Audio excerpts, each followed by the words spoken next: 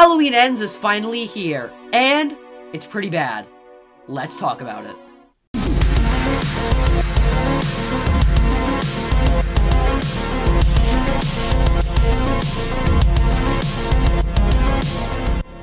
For everything scary, I'm GMHaunts, and well, one of the most anticipated horror movies of Halloween 2022 is finally here.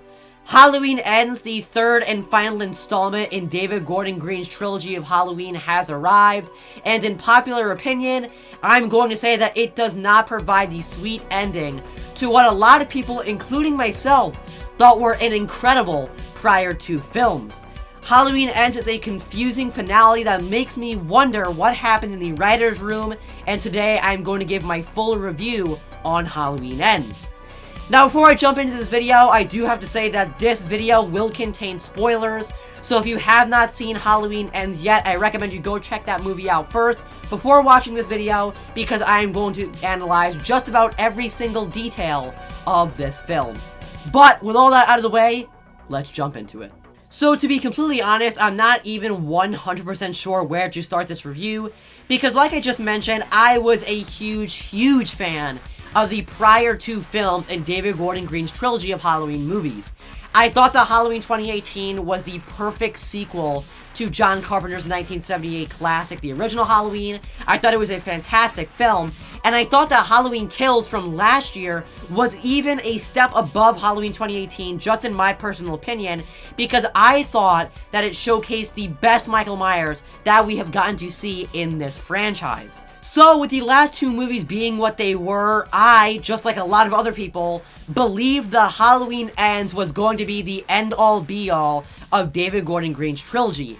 I thought it would have the culmination of the story building and storytelling that Halloween 2018 featured, and the brutal, vicious Michael Myers that we saw in Halloween Kills mixed together to create the perfect, epic finale to this awesome trilogy, that being the Halloween Ends film. When news broke that Halloween Ends was going to take place 4 years after the events of Halloween Kills, I'm not gonna lie, I kind of already started to lose my hope for this movie. Obviously, we ended Halloween Kills on the awesome shot of Michael's face through his window after he brutally and super quickly kills Karen, who is obviously Allison's mother or Laurie's daughter. So obviously the opening scene of Halloween Ends gives us our first look at what basically our protagonist for this movie, Corey Cunningham, who is basically Michael Myers' partner in crime, if you will. That's right, Michael Myers' partner in crime. And obviously, Corey Cunningham is the man that Haddonfield believes is an evil babysitter after he accidentally kills a boy by knocking him down a long flight of stairs when trying to escape a locked attic door. Obviously, we learn that this scene is very important for the rest of the movie because it explains Corey Cunningham's struggle with Haddonfield and possibly the evil, not really because it's on accident, but basically the evil that possibly Michael Myers sees when looking into Corey's eyes. Now, to be completely honest, this opening scene already had me very confused because it had nothing to do with the prior two films or anything that we've seen in any other Halloween film. Definitely not anything we've seen in David Gordon Green's trilogy. I did not lose hope yet, though, because like I just mentioned, I kind of held my faith that David Gordon Green, he had made two films that I really enjoyed, and I kind of stayed on the positive side thinking, hey, this is just an opening scene and we're probably still going to get a very good finale to the Michael Myers and Laurie Strode saga.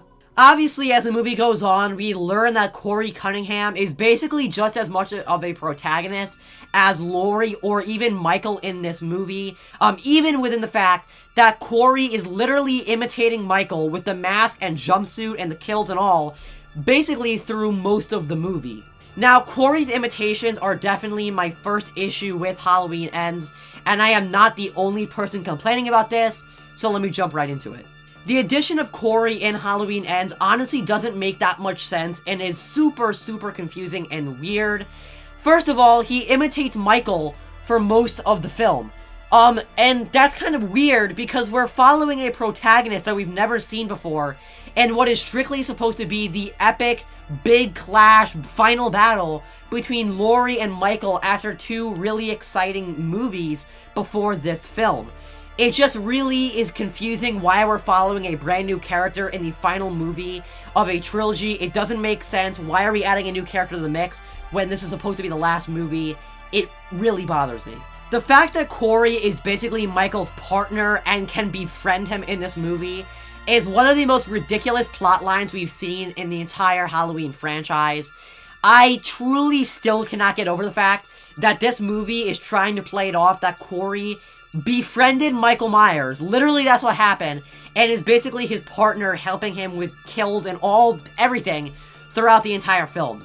In Halloween Kills, we saw, like I just mentioned, a Michael Myers that was super brutal, that was mean, that was pure evil, just like the Michael Myers we saw in the original that Dr. Loomis talked oh so much about.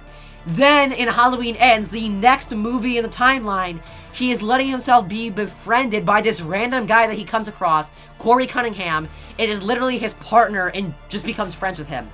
Absolutely does not make sense for Michael Myers. I'm not even saying only for this trilogy. For the entire franchise, Michael Myers is Michael Myers. He is an evil babysitter. He is a monster. He has the devil's eyes. So the fact that he is letting himself be a partner to someone else does not make sense. And that's my first main issue with Halloween Ends. It is basically my biggest problem with it because it occurs throughout the entire film and you're supposed to just buy into it and believe it. Absolutely unbelievable that Michael Myers could be someone's partner in crime, and it is definitely one of my least favorite aspects of this film. Obviously, I have to talk about what is probably the worst element of Halloween Ends. That's the time factor and where Michael Myers was living. Obviously, it's played off in this movie that Michael was literally living in a sewer in Haddonfield for 4 years. 4 years after Halloween Kills.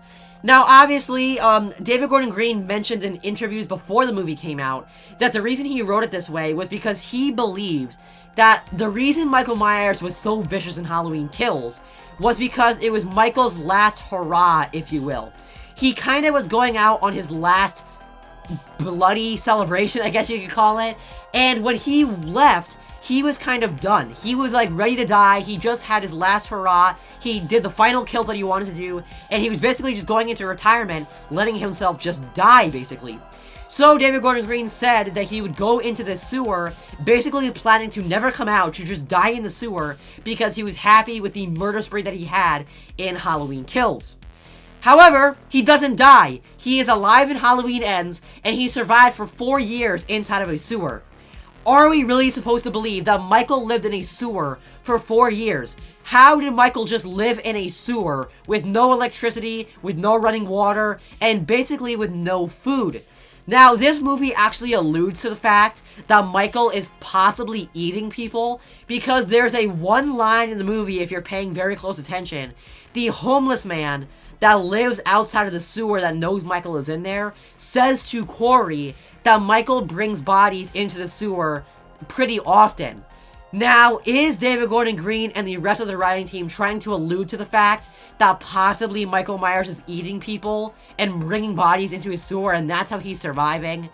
I honestly don't even want to think about that, because that would be even worse to me than the partnership with Corey in terms of storyline, because Michael Myers is not a cannibal, never has been portrayed a cannibal, and that's not what he is. So if that's kind of what's being alluded to oh so lightly with this one line from the homeless guy, I'm praying that's not what was purposely written in, because it makes no sense at all that Michael would be eating people.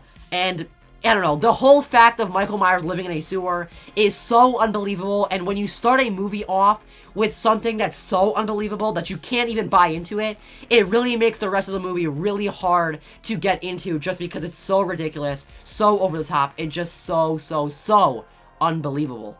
Obviously, I couldn't have a Halloween movie review without talking about the kills of Halloween Ends, so let's talk about that right now. To be completely honest with you, the kills in this film are honestly kind of weird, and I feel like the main reason for that is because since Corey is imitating Michael, he carries out like 95% of the kills that we get in Halloween Ends. Because of this, it feels like they don't really fit in the Halloween franchise vibe, because they don't really have that Michael flair to them. And I feel like if you've seen the movie, you're probably going to agree with me, especially if you're a big fan of the franchise, just like I am. For example, the Dr. Mattis, or whatever his name is, Dr. Matthew, Dr. Mattis, is something like that. It's even hard to understand in the movie. His kill is entertaining to watch in terms of a horror movie of, wow, that's so violent and gory, but it doesn't feel like it fits the Halloween franchise.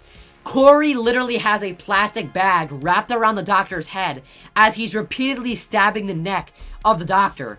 It almost feels like it's too over the top for a Halloween movie. It doesn't feel like a Michael Myers kill, even though obviously it isn't Michael's kill because it's Corey carrying it out. It just doesn't really feel like it fits in the Halloween franchise. So what I'm saying is basically the kill scenes almost feel like they come from a standalone horror movie because it's really hard to explain, but the way Michael Myers does his work is very specific. And since Corey is carrying out the kills in Halloween Ends, it's missing that extra part, that Michael flair. And like I said, sometimes the kills in this movie just go too far. They don't fit in with what Michael would do because Michael isn't doing them. On a side note, I do want to say that my favorite scene from Halloween Ends actually comes from one of the kills, and this is from the DJ kill scene that Corey does. Now, no, it absolutely does not fit the Halloween franchise, but it's so entertaining and I really loved watching it because it honestly made me laugh.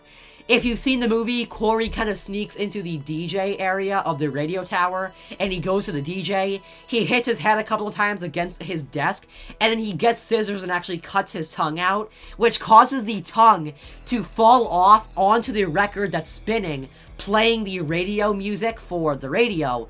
This is such a funny scene because when the tongue actually fell off and was spinning around on the radio disc, honestly, it's so over the top and so ridiculous. It honestly made me laugh. And after seeing the whole movie, that right there is my favorite scene from the whole film, just because it's so kind of over the top and weird and creative. It's one of the only creative things that we get in the whole movie, that a tongue would be spinning around on the radio, that's on the disc that's playing the radio. So I will give a thumbs up to the DJ tongue radio scene. My next complaint with Halloween Ends talks about the town of Haddonfield, obviously where all Halloween movies take place. Now, in my opinion, Haddonfield should be as much of a character as sometimes Laurie and Michael, because it's where the story is taking place. It's where everything is going on. In Halloween 2018 and Halloween Kills, I felt like that Haddonfield had a really great vibe going for it. I felt like it had that classic Halloween party vibe. I felt like it had the trick-or-treating. It had all the stuff that a Halloween town should have, and it fits so well in the movies. Now, to be completely honest with you, I felt like the vibe of Haddonfield was lost in Halloween Ends. It almost feels like a different group of people were working on it, and that it kind of shifted away from Haddonfield being what it was. Because if you watch the movie, barely any scenes actually take place showing the town of Haddonfield, like Halloween parties going on, trick-or-treating happening. That's barely a part of this movie. Maybe there's one scene that I can even recall towards the beginning of the movie.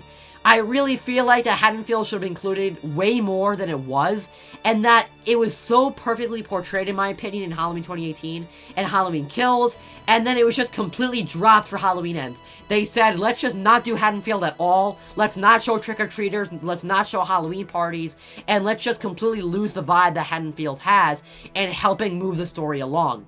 Honestly, maybe that's just something I'm noticing, but when I watched this movie, I feel like there was a huge missing, a huge universe-sized plot hole, that being the vibe of Haddonfield just completely missing in Halloween Ends. Now, after reading and watching a lot of other people's review of Halloween Ends, I'm kind of hearing that people are saying they really enjoy the final battle, if you will, between Michael and Laurie in this movie.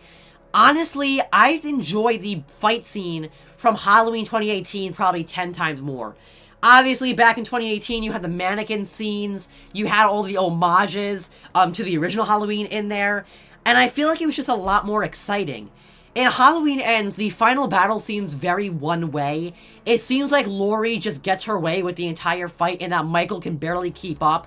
Now, yes, I understand this is 4 years later, and we're seeing Michael at a pretty old age at this point, but I feel like for what is going to be the very last time that we ever see Laurie and Michael going at each other, I feel like Michael should have a fair fight so that he looks good and kind of goes out in a good way, even if he is going to die, so that he goes out strong. I feel like Laurie just has way too of an easy time beating Michael up in this movie. Even when she pins him down to the kitchen counter with the knives, it just feels like Michael just can't do anything. Even though he does get up and kind of have a couple of final punches and whatnot, I feel like the only thing that he does to Laurie to fight back is trying to push her hand into the garbage disposal crusher in the sink. But that's basically the only thing he does. After Laurie can get out of that, it's basically a one-way fight where Laurie just basically breaks him down because Michael can't keep up. In my opinion, it really kind of buries Michael in terms of making him look really weak and making him go out in such a bad way where it looks like he's not even scary and can't keep up with the person he's fighting. Honestly, 2018's fight with Michael and Laurie was a lot better in my opinion, and I'm disappointed in the fact that Michael just looks so weak and so old in his final fight ever with Laurie Strode. So obviously, Halloween Ends concludes with Laurie and Allison dumping Michael's body into, I guess, a garbage crusher. I'm not even sure what the word would be, at the junkyard where Corey used to work.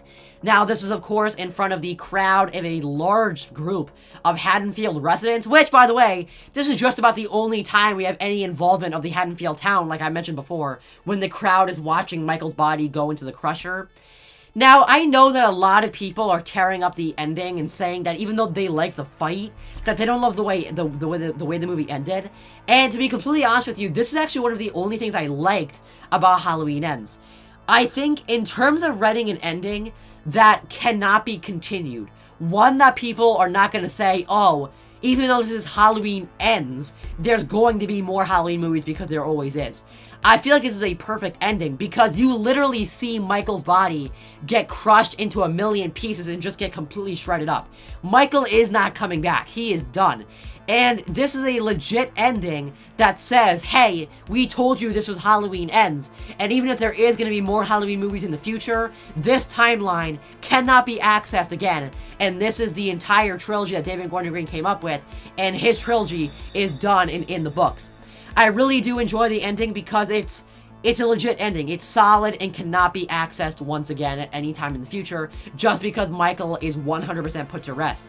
But overall, I did just like the ending because I thought that it really conveys the fact that yes, this is the legit ending and Haddonfield has finally put an end to their friendly neighborhood boogeyman. So in all, I'm sad to say that Halloween Ends was as disappointing as it was after following two movies which once again, myself and I know a lot of other people thought were really great. I just think Halloween Ends kind of goes off the rails and it forgets what made the other ones good. It forgets the pacing, it forgets the writing, and it forgets the Michael Myers that we saw in the last two movies, and it made it the movie that it was. I think it's safe to say that the Halloween franchise won't be touched for many, many years to come, especially because it's basically been worked into the ground after Halloween Ends with the amount of backlash and criticism coming from fans after what is supposed to be this epic finale movie. And I'm just so sad because I really was looking forward to Halloween Ends, and I thought that it would be finally a perfect trilogy of Halloween movies, except in my opinion, it's 2 out of 3, and the last one falls pretty far under par. Alright, ladies and gentlemen, so there you have it, my extensive review of Halloween Ends. Now, if you would like to see more extensive reviews just like this one, please let me know in the comments down below, and I could definitely work on some, because I know there are more movies that I can definitely do some deep analysis of. Maybe films like Terrifier 2, because I know that one's getting a lot of popularity right now. But if you would like to see more horror movie extensive reviews, I definitely watch a lot of horror movies. I just don't get the time to make that many videos like this because they do take a long time to make. So I hope that you enjoyed this one, and let me know in the comments down below if you would like to see more. But I guess, remember as always, for everything scary, I'm GMHaunts. I'll see you guys later for more Halloween 2022 videos. Goodbye.